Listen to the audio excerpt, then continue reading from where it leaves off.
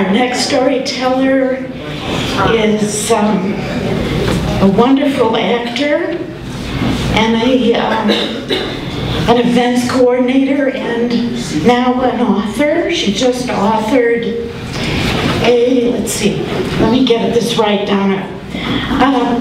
The Adventures of a Guru, Gala Guru, Changing the World One Party at a Time, Donna Vessey.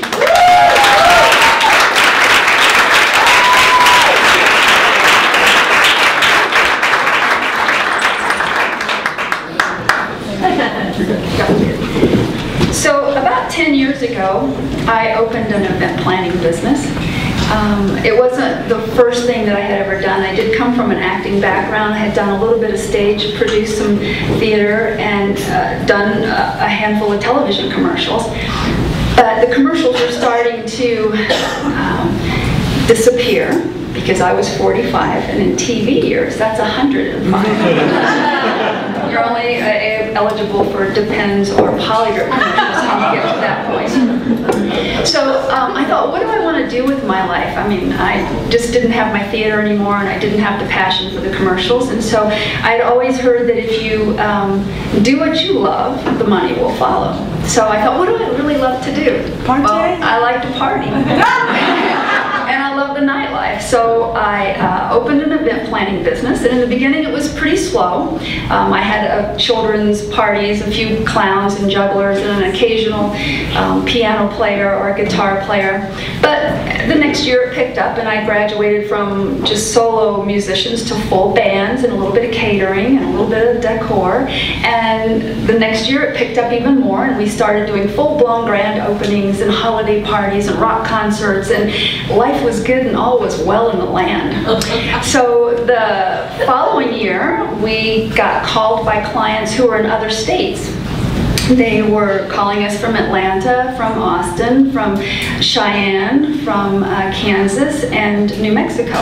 And we were doing events all over the country. And I just got so excited about it because I thought, man, I'm a national, I can say I'm a national event planner now, you know, and I'm living in Colorado Springs. Who would have thought?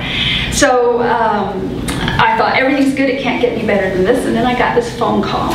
And it was a very suave European voice on the other end. And he had gotten my name from one of the clients, apparently along the way. And he said, we would like for you, Donna, we would love for you to come and do our event. And I said, well, tell me about your event. So he said, it's going to be a big VIP party. It's for all the top people in our company, all higher level employees. It's going to be VIP, black tie, we need catering, we need valet parking, we need decor, we need musicians, we need dancers, we need clowns and jugglers and circus jerks, and you name it, they needed everything. So I said, okay, well, I'm equal to the task. Where's your party going to be? And he said, well, we're coming in from Europe. This was a big European pharmaceutical company.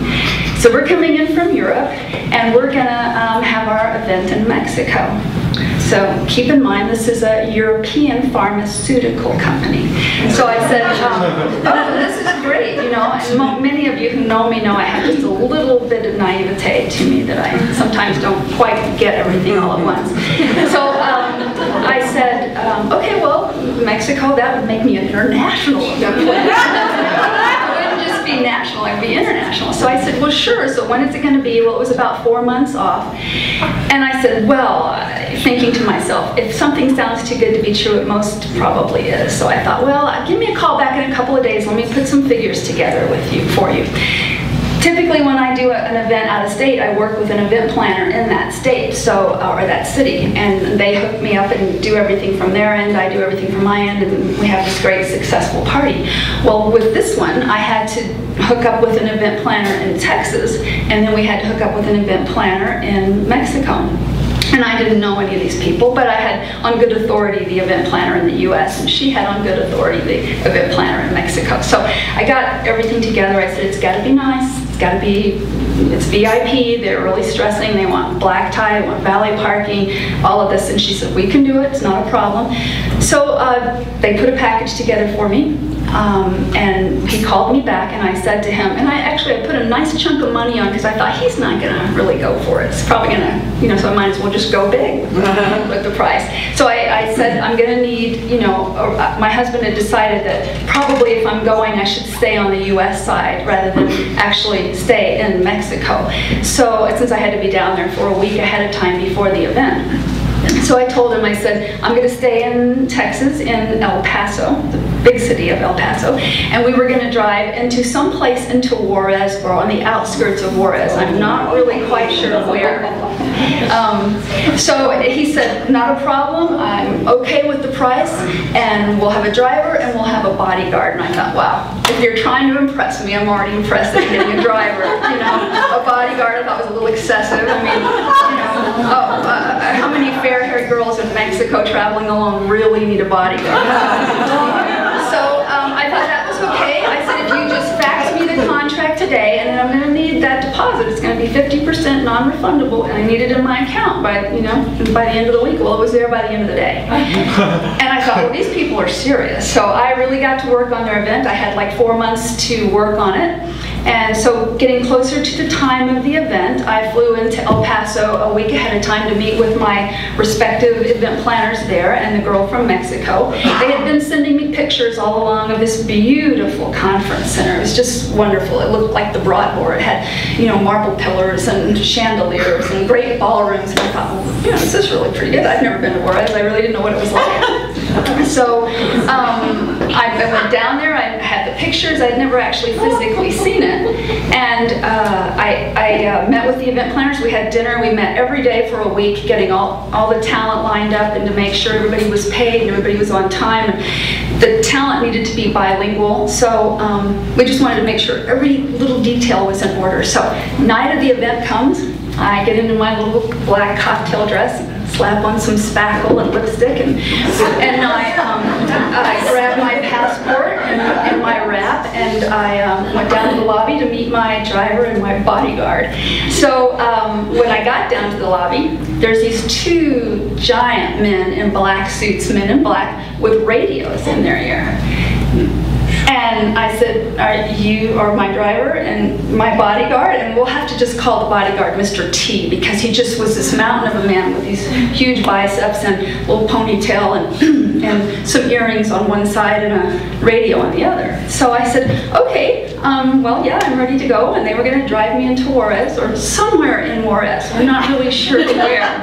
If it was Juarez or on the outskirts of town, because there really aren't any road signs that say, now entering Juarez. So I grabbed my passport and my lipstick and my clutch, my little purse. That's all I'm armed with. And I get into the car, this black SUV with 2 men in black that I don't know. And I'm blissfully just going, I'm going to my first international event. This is so exciting. So, and I had to be alone. I had nobody to share it with. Well, these guys weren't really in for talking, too much. They just didn't have that personality thing, and I'm like, well, tell me about the sights and the, what am I going to see along the way? Well, we're driving over these, eventually we're driving and we're driving and we're driving, and I'm thinking, wow, how long is it, where are we going, how long? And all of a sudden it hit me, what do you know about these guys?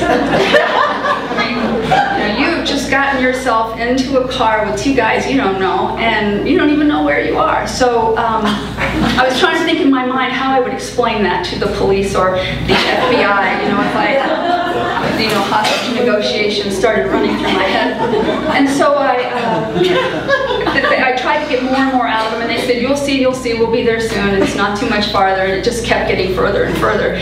So finally, and we're driving through these little potholed roads, just riddled with potholes. And my experience in Mexico was a little different than yours. The children that I saw, it was just abject poverty. They were playing in the streets and they were dirty, and many of them were scantily clad. Old people were sleeping near little cardboard shacks, and it was just really heart-wrenching. And here I am in my little black party dress, all ready to go to a party, and I'm thinking, this is just surreal. So we finally get there, and I'm thinking, man, I can't believe that it's taking so long. So we finally get there, and here it is, this big, beautiful mansion just rising up out of the dust, and it's surrounded by a huge fence, and there's swimming pools and fountains and chandeliers and marble pillars. They had a few of those like guard houses on other opposite ends of it, and I thought, wow, this must be a private club, because it's so big, it's like the Broadmoor. So I get out, and the little event planner who was working with me on the Mexican side shook my hand. She said, everything's all set, you're good to go, and she left. She didn't stay. So I went in, and there's this huge guy, another guy in black with a radio and a ponytail, and he seemed to be the one who was in charge and talking to everybody and people. He was the boss guy. So I didn't see too many women. There were maybe 2 or 3 in the room that were wives of or guests of some of my client that was there. And when I went in, I thought, I'm going to be a responsible event planner. I'm going to go check on my talent. I'm going to make sure things are going well. I'm going to make sure these guys have got the food down and everything's, clipping. And they reassured me that everything was. When I went in, the jugglers were juggling, the caricature artist was drawing, the band was playing, mariachis, people are dancing. It was like living la vida loca. And so everybody was having a great time. Finally, my client comes up to me, and he's just overwhelmed. He just thought it was just fabulous. He said, this is amazing. This is bigger and better than anything that I had ever expected we would have. And I was bigger and better than anything I had expected we would have too after the drive-through. And I have to take a little sip of water. So we're there about 3 hours. Things are going well, and I'm still checking on talent. I'm doing my little event planning thing to be an international event planner. And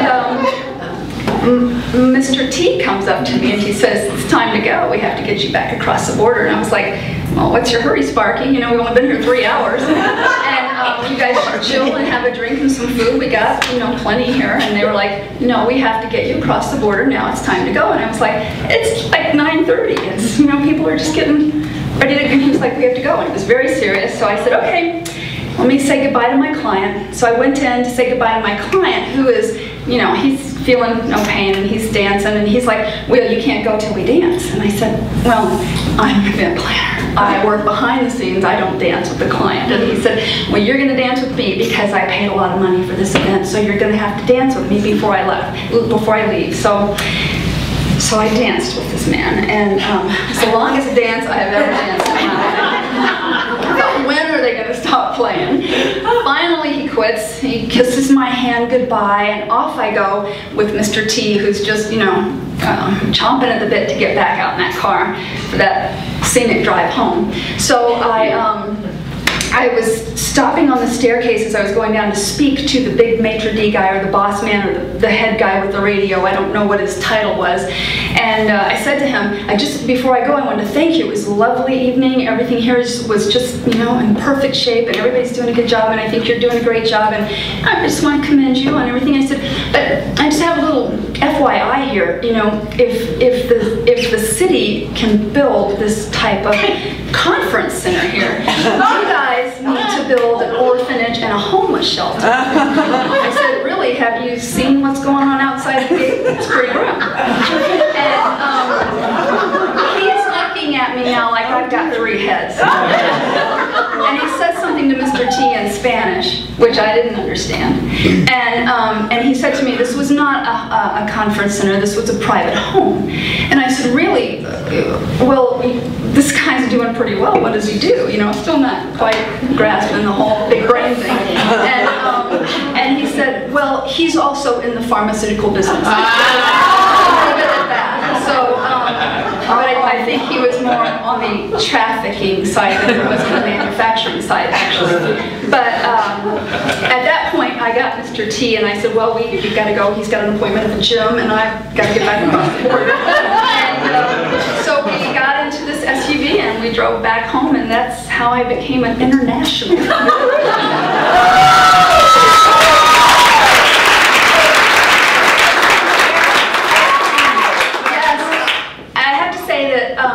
No one ever checked my passport going into Mexico or out of Mexico. No one ever checked it.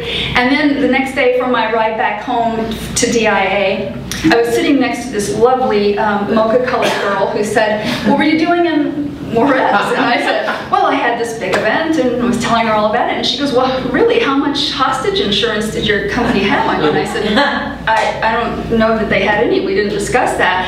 And she goes, "Oh, you should never go into Juarez without hostage insurance." I said, "Do you have it?" She goes, "Yeah, I'm in pharmaceuticals as well." There's